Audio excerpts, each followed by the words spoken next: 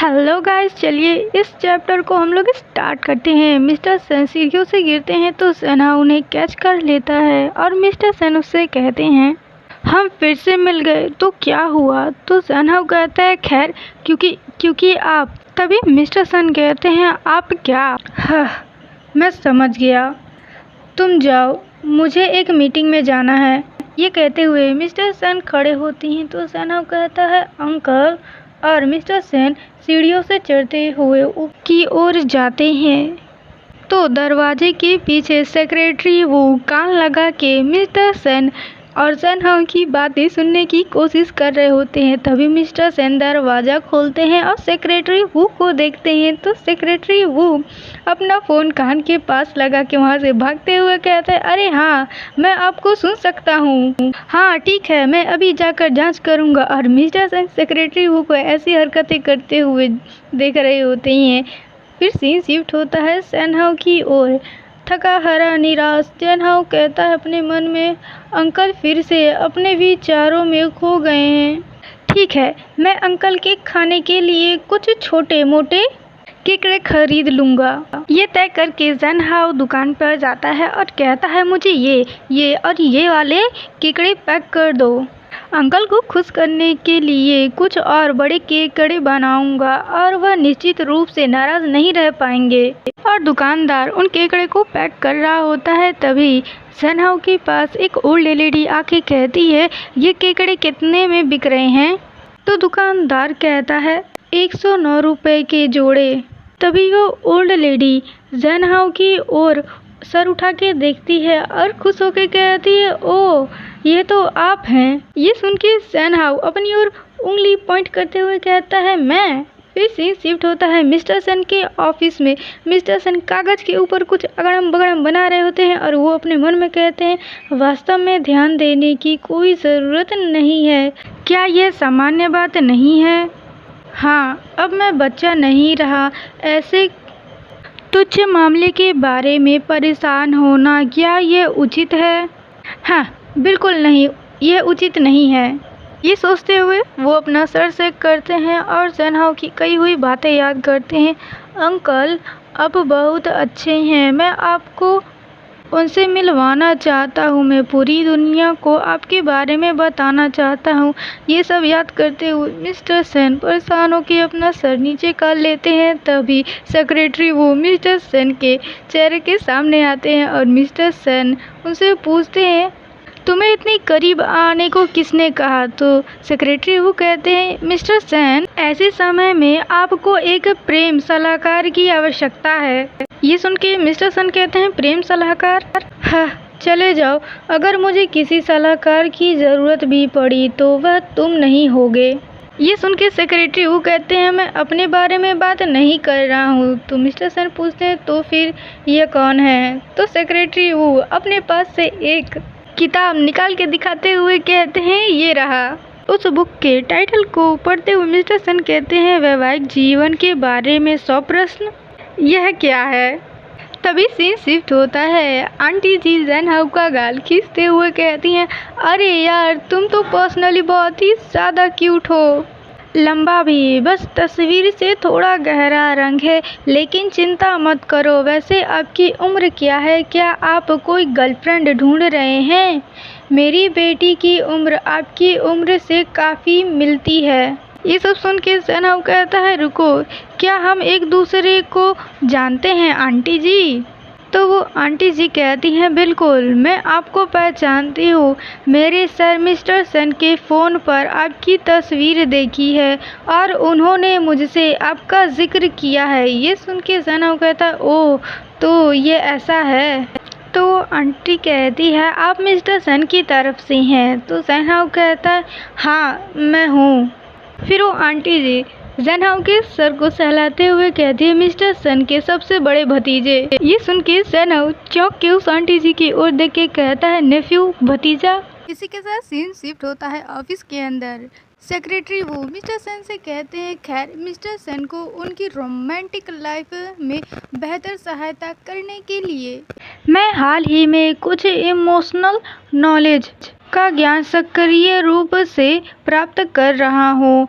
दूसरा व्यक्ति अपने लिए कुछ ऐसा कर सकता है जिसका बदला वह नहीं चुका सकता।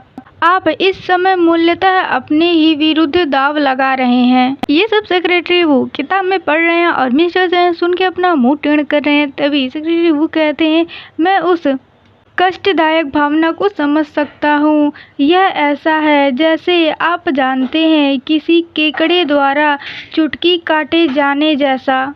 ये सुन के मिस्टर सन कहते हैं, केकड़ा? अचानक मुझे ये समझ में नहीं आया। तो सेक्रेटरी वो अपने हाथ से इशारा करते हुए कहते हैं इस तरीके से, और इधर जन हाउ के ओर उसके हाथ में सच में केकड़ा काट लेता है और वो काफी जोर से चिल्लाता है, बहुत ही ज्यादा दर्द हो रहा है और अपना हाथ इधर उधर झटकने लगता है। ये देख के शॉप ओनर उसके हाथों से केकड़ा छुड़ाता है और बेचारा सन वो अपना उंगली पकड़ के रोने लगता है कि यार मेरी उंगली फूल चुकी है, दर्द हो रहा है। तभी आंटी जी कहती हैं, क्या तुम ठीक हो बड़े भतीजे? और जना अपनी उंगली को फूंकते हुए कहता है, मैं ठीक हूँ। और इधर ऑफिस में सेक्रेटरी वो मिस्टर सन को बताते हैं कि अचानक बिना किसी चेतावनी के अगर कोई केकड़ा आपकी उंगली को अचानक काट ले, यदि ये कोई बहुत गंभीर घटना नहीं है, लेकिन बस ये अनएक्सपेक्टेड है और आप इसे हिला नहीं सकते, चाहे आप कितना भी हिला लें वो आपके हाथों से जल्दी नहीं छूटेगा। और मिस्टर सेन अपना हाथ उसे छुड़ाने के लिए हिलाते हुए कहते हैं कि छोड़ो मेरा हाथ, काटो मत। फिर सीन शिफ्ट होता है मिस्टर सन के विला पे, जहाँ पे फू बाथरूम के अंदर शावर ले रही होती है। तभी उसकी नज़र नीचे जाती है जहाँ पे उसका इयररिंग का दूसरा पेयर पड़ा हुआ होता है, जिसे देख के फू खुश होते हुए बाथरूम से निकलते हुए कहती है, फ्रेड जल्दी आओ, मुझे ये दूसरा वाला मिल गया। मगर वो सामने की ओर देखती है तो वहाँ पे कोई नहीं होता है। वहाँ पे सामने होता है केव केव, जिसे देख के फू निराश हो जाती है और उस इयररिंग को भी देख के काफ़ी ज़्यादा निराश होती है। फिर यहाँ से सीन शिफ्ट होता है जैन हाउ के घर पे, जहाँ पे जैन हाउ ने केकड़ा बनाया हुआ होता है और मिस्टर सेन जैन हाउ के हाथ पर बैंडेज लगाते हुए कहते हैं, सौभाग्य से मात्र थोड़ी सी ही चोट लगी है, आज पानी को ना छुएं, बस सावधानी बरतें। ये सब सुनते हुए जैन हाउ अपने बैंडेज को देख के कहता है, ठीक है। साथ ही वो आंटी की कही हुई बातों को भी याद कर रहा होता है। उसका ध्यान मिस्टर सेन की बातों पे नहीं होता। तो मिस्टर सेन उससे कहते हैं, अरे तुम सोच क्या रहे हो? तो जैन हाउ मिस्टर सेन की ओर देखता है तो मिस्टर सेन उससे कहते हैं, तुम खाने के समय डे ड्रीमिंग क्यों देख रहे हो? अगर तुम इसे जल्दी नहीं खाओगे तो केकड़ा ठंडा हो जाएगा। तो जैन हाउ एक केकड़े को उठाता है और उसकी रस्सियों को खोलते हुए कहता है, अंकल दरअसल आज मेरी मुलाकात एक महिला से हुई और उसने कहा। तभी मिस्टर सेन जोर से कहते हैं, अपने हाथों से सावधान रहो। तो जैन हाउ के हाथ से केकड़ा नीचे गिर जाता है प्लेट के अंदर। तो मिस्टर सेन उस केकड़े को उठा के खोलते हुए कहते हैं, चुपचाप बैठो, इसे मैं तुम्हारे लिए छील दूंगा। ये सुन के जैन हाउ कहता है, ठीक है, तो क्या आप इसे स्वयं छील सकते हैं, है ना? तभी मिस्टर सेन उस केकड़े को एकदम क्लीन तरीके से छीलते हैं और ये देख के जैन हाउ कहता है, क्या आप पहले नाटक कर रहे थे? ये सुन के मिस्टर सेन कांपते हुए कहते, मैंने आज ही सीखा, अब आओ अपना मुंह खोलो। ये कह के मिस्टर सेन जैन हाउ को केकड़ा खिलाने लगते हैं। तो जैन हाउ उसे खाते हुए कहते हैं, डिलीशियस, ये बहुत स्वादिष्ट है, मैं केकड़ा पकाने में बहुत अच्छा हूँ। ये सुन के मिस्टर सन कहते हैं, ऐसा इसलिए है क्योंकि मैं केकड़ा छीलने में माहिर हूँ, जल्दी से मुझे थैंक यू बोलो क्योंकि मैंने केकड़ा तुम्हारे लिए छीला है। तभी जैन हाउ कहता है, मुझे ऐसा क्यों लग रहा है कि जैसे मैं कुछ भूल रहा हूँ, ये क्या हो सकता है? कोई बात नहीं, मुझे अचानक ये याद नहीं आ रहा है। अंकल मुझे एक चम्मच और खिलाइए। मत करो, क्या तुम ये नहीं देख सकती कि मैं इसे अभी छील रहा हूँ? ठीक से बैठो। फिर सीन शिफ्ट होता है नेक्स्ट डे पर। मिस्टर सन अपने ऑफिस में बैठ के कुछ डॉक्यूमेंट को रीड कर रहे होते हैं लैपटॉप पर। तभी क्लीनिंग वाली आंटी आके कहती है, मिस्टर सेन अपना हाथ उठाइए। और मिस्टर सेन लैपटॉप में डॉक्यूमेंट को पढ़ते हुए कहते हैं, क्या ऐसा संभव है? तभी वो आंटी कहती है, वैसे आपका भतीजा सचमुच बहुत अच्छा है। आंटी जी की ओर देख के कहते हैं, हाँ क्या? तभी वो आंटी कहती है, मैंने उसे कल दोपहर बाजार में देखा था। मैं अपनी बेटी को भी चैट पर उससे मिलवाने की योजना बना रही थी, लेकिन वह थोड़ा शर्मीला लग रहा था। ये सुन के मिस्टर ज़ेनहाउ के बारे में सोचते हैं कि हाँ, वो कल रात खाने खाते समय कुछ विचारों में खोया हुआ ही था, जहाँ पर वो कुछ कहने की कोशिश कर रहा होता है। ये याद करते ही मिस्टर सन कहते हैं, वो कल रात यही कहना चाहता था।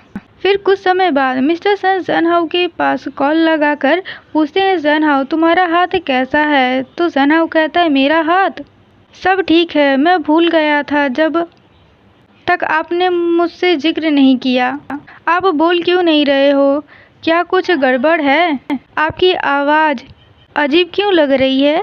तो मिस्टर सन कहते हैं, ओह, वह काम के बाद मुझे यहाँ से उठा चलना, हम एक साथ घर चलेंगे।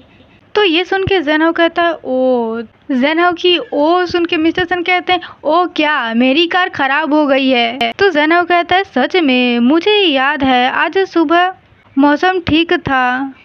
तो मिस्टर सन कहते हैं, बस आ जाओ। ये सुन के ज़ेनहाउ कहता है, मेरा इंतज़ार करो, ठीक है? मैं काम के बाद तुरंत वहाँ पहुँच जाऊँगा। ये सुनने के बाद मिस्टर सन उस फ़ोन को काटते हैं। तभी सेक्रेटरी वो आगे कहते हैं, अब आपकी बारी है। दूसरों के द्वारा निर्देशित होना कितना दयनीय है। प्रेम लोगों को ऐसी स्थिति तक ले जा सकता है। ओह, ये मेरा अपने मुख्य नोट हैं और कुछ अंतर्दृष्टियाँ। क्या आप उन्हें अपनी पढ़ाई के लिए उधार लेना चाहते हैं? ये कहते हुए सेक्रेटरी वो अपना नोट मिस्टर सन की ओर बढ़ाते हैं। तो मिस्टर सन कहते हैं, क्या आप ऑफिस में ये सब ऐसा कुछ कर रहे हैं? इसके अलावा क्या मुझे आपकी आवश्यकता है? ये सुन के सेक्रेटरी वो कहते हैं, मिस्टर सन को वास्तव में इसकी ज़रूरत नहीं है, मैं अहंकारी हो रहा था। ये सुनते हुए मिस्टर सन बाहर की ओर जा रहे होते हैं, मगर दरवाजे से घूम के सेक्रेटरी वू के पास आके उनसे उनका नोट्स लेते हुए कहते हैं, अगर आपको कोई आपत्ति ना हो तो मैं इसे ले लूँगा। तो सेक्रेटरी वू खुश होकर कहते हैं, प्लीज़ इसे पढ़ने के बाद मुझे वापस कर दें। तो मिस्टर सन उस नोट को अपने साथ ले जाते हुए कहते हैं, मेरे मूड पर निर्भर करता है। तभी सेक्रेटरी वो कहते हैं, आज के शेड्यूल के अनुसार आप 5 मिनट में एक महत्वपूर्ण क्लाइंट से मिलेंगे। ये सुन के मिस्टर सन पूछते हैं, सच में? कौन है ये? तो सेक्रेटरी वो टाइम को देखते हुए कहते हैं, वह हमारे साथ कॉपरेशन पर डिस्कस करने के लिए यहाँ आई हैं और वह हमारे पुराने जान पहचान की हैं। ये सुन के मिस्टर सन कहते हैं, जान पहचान का कौन है? इस बारे में मिस्टर सन सोच रहे हैं और हमें उस लेडी को दिखाया जाता है जो कि काफ़ी ज़्यादा ब्यूटीफुल लग रही होती हैं। अब आगे ही पता चलेगा कि इनका पास्ट मिस्टर सन के साथ किस तरीके से जुड़ा हुआ है और आगे चल के क्या ज़ेनहाउ और मिस्टर सन के बीच में इनकी वजह से क्या कुछ गलतफहमी तो होगा या नहीं।